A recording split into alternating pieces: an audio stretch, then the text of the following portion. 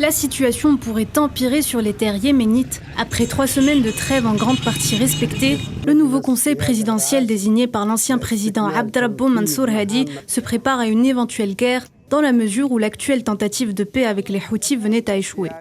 Une nouvelle structure de gouvernance considérée comme une étape positive pour résoudre certains des problèmes critiques au Yémen, le nouveau président du conseil Rachid Al-Alimi qualifie même la période à venir d'exceptionnelle pour les Yéménites. L'envoyé spécial des Nations Unies au Yémen, Hans Grudenberg, a effectué une première visite à Sanaa, la capitale sous contrôle Houthi, dans l'espoir d'entamer des dialogues avec les dirigeants sur la mise en œuvre et le renforcement de la trêve. Un pari gagné selon les Nations Unies. En effet, aucun raid aérien ni violence terrestre n'ont été enregistrés depuis le début du cessez-le-feu, une première pour le pays depuis 2014.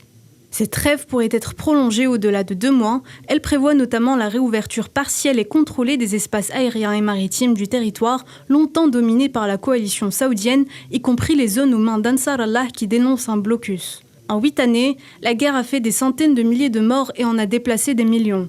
Au bord de la famine et témoin de la pire crise humanitaire, le Yémen est livré à lui-même en l'absence des aides internationales, pour la plupart orientées vers l'Ukraine.